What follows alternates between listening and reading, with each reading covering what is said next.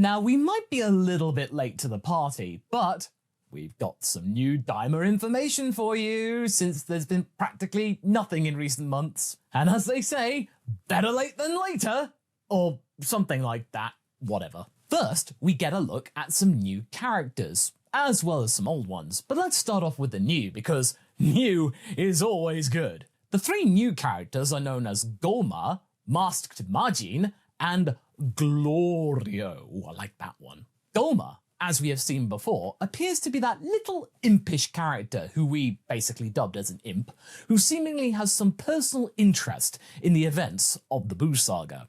He appears to be one of the series' villains, and he is accompanied by this Kai-looking fellow. Given the overwhelming confirmation of Gomah's demonic nature, could this Makaioshin be his companion? Well, I mean, we did speculate about this a while ago, but this seems a little bit more likely now. Also, the red pattern on his clothes almost seems to spell M, as in Majin or Makaio, right? Well, without a doubt, I am pretty confident that he will pose a significant challenge for our protagonists. The next two newcomers do seem like supporting cast members. First, there's Master Majin, also known as Pansy or Panji. He appears to be joining our heroes on their adventures within the demon realm, based on the trailers as well as the artwork. Because come on, you've got to have a movie companion, why not? Now, covering her face could suggest that she is an important figure akin to a demon princess or a female version of Beelzebub from Sandland, and why haven't you watched that yet? It is criminally underrated. And that she may have some connections toward the antagonists. She does have that Toriyama important character vibe, you know? Lastly, we have Mira Glorio. Sorry for that little silly joke, but I think we can all agree how similar he is to a character known mostly to players of Xenoverse, as well as Dragon Ball heroes. But, you know, I just had to make the comparison. But in any case, if you are unfamiliar with Mira, let's quickly refresh your memory. He actually debuted in Dragon Ball Online as the creation of Toa, Dabura's sister, who then went on to become his partner. He is a bio-android constructed using a demon as his template, and he is pretty strong because of course you've got to be strong, it's Dragon Ball, silly.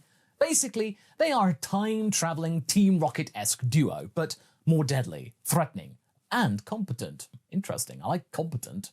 In the end, Mira emerges as a significant threat and assumes the role of the main villain of the story. He even betrays his partner/creator, effectively absorbing her power. Oh no, a minion betraying their master? Who would have seen that coming? The combined forces of Goku, Bardock, the future warrior, ultimately bring him down though.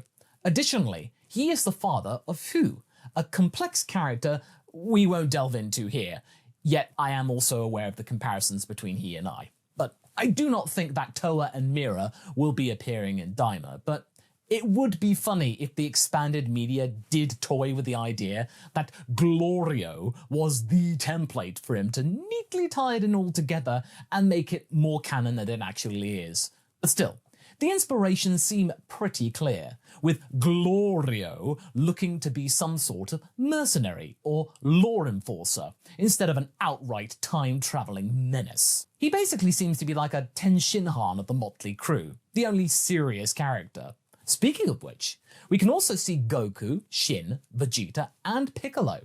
After watching the most recent teaser, we can finally say with 100% certainty that the Supreme Kai will be one of Daima's main characters. And you know what? Good for him. We've always been talking about Shin being underrated for years about that fact, that if anyone needs some sort of character development desperately, it's this guy.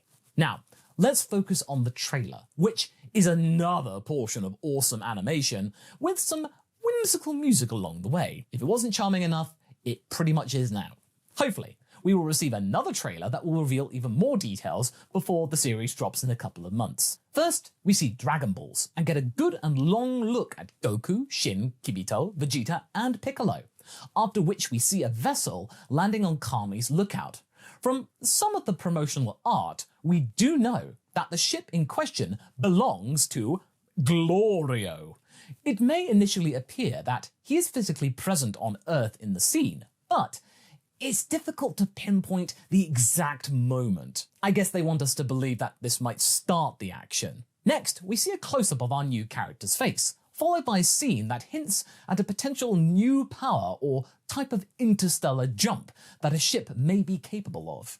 It bears some resemblance to the concept of light speed jumps in Star Wars. It gives similar vibes, but I've watched this repeatedly and I'm still unsure if that thing in the middle is a ship, a person, or a different object, what have you.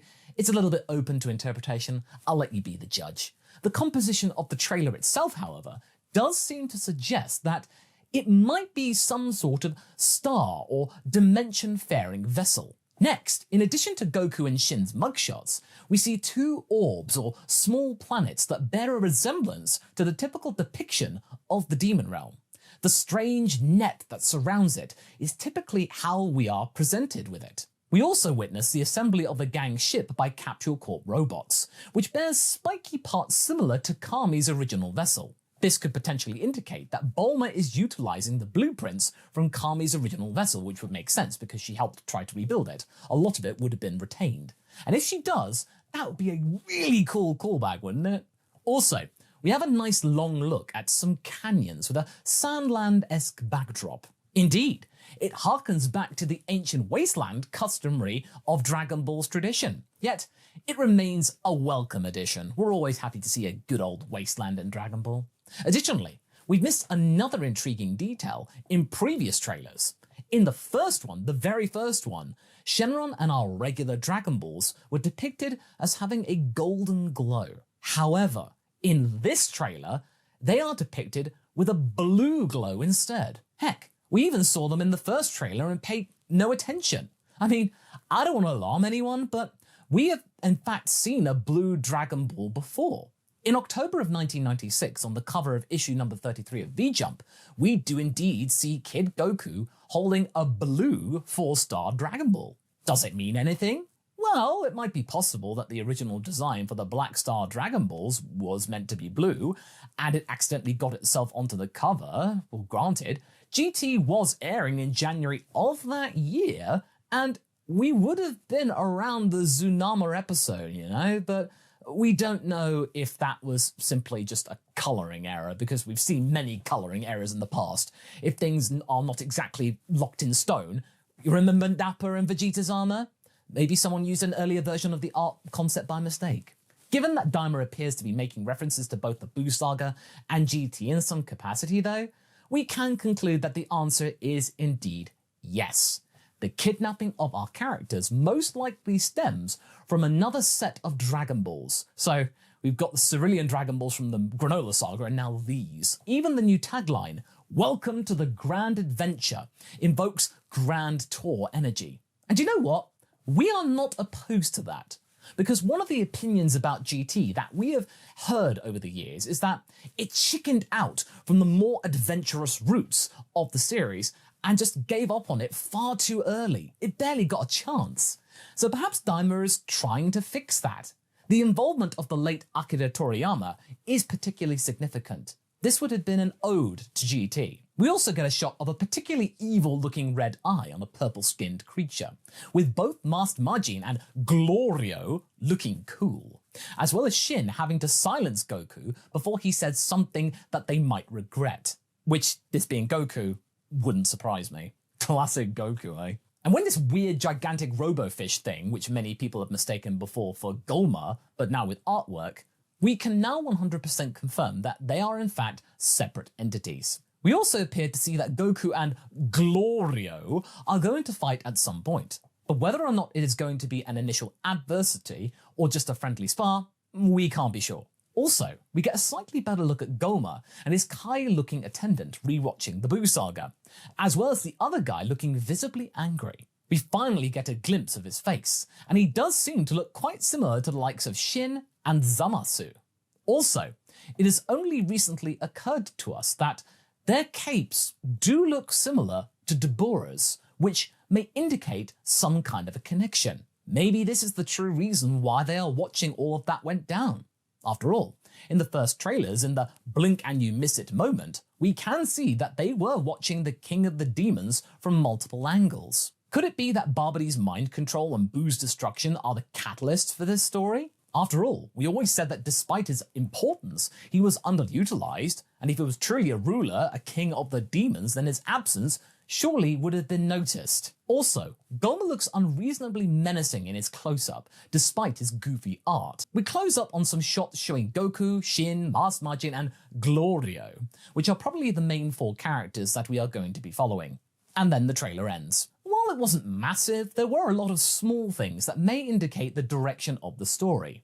We also have a poster that shows the 4 main characters, with Goku and Shin, riding a blue dragon pterodactyl-looking creature, with the Demon Realm and other 2 worlds in the background. What's that all about, eh? Anyway, this desert-looking world is one of them that we've seen, but the green one appears to have those small satellite planets that look like the stuff that we've seen with King Kai's planet. Is it possible that we are finally going to the core world itself? Will Daima take us to Makaioshin's home and introduce something in between? It's similar to the concepts of heaven, hell, purgatory, but it's not confirmed to the other world. I guess sort of like D&D alignments or something? Evil, good, neutral? Who knows, right? Seeing multiple planets though, or realms, is going to be certain. We're going to be seeing some more of it. And even though we would like to see more universes, this will do. Slowly but surely, we are going to be understanding what the story might be. If the Deborah incident holds true, the concept of kidnapping could become more logical, given that prior to Barbody's capture, the King of Demons was likely the strongest of the group. He wasn't such a big deal for our heroes, so Gomah and his buddy might have used the blue Dragon Balls, maybe, to make the playing field a little more even toward their favour. That's why they're kids. The question remains though, why are our heroes travelling to the Demon Realm? Who is the creator of the blue Dragon Balls? Perhaps the individual that we took for Zalama? And what is the order of events? Does Glorio get to the lookout first, or is this the moment of his duel with Goku's first meeting? Trailers intentionally aim to confuse us and excite us. That's just part of the course. And please remember that in the first Broly trailer, we didn't know who the mysterious Saiyan was, many of us immediately thinking of Yamoshi, the original Super Saiyan God, and our initial disappointment was palpable. We are getting more excited about this series though, and despite the possibility that it may have borrowed more from GT than we initially thought, we still remain confident that it will stand on its own and ultimately offer a unique experience for all. We just wish that the final trailer will hurry up and come out, give us something more concrete. It'd be nice to hear the voices of the characters instead of just silence. Yeah, we would want Toriyama's farewell with us to be special and ease the sour taste that we are currently experiencing about the little bickering civil war about the future of the franchise. Once again, we're sorry for being a little bit late to the party with this one, but I promise that we're not going to be sleeping on our jobs regarding Daima. We have a lot of exciting content to share with you going forward, but what do you folks think? Which of the visuals about Daima gets you pumped up the most? Leave a comment below and let's get this discussion going. And I will see you in the next video. Catch you later!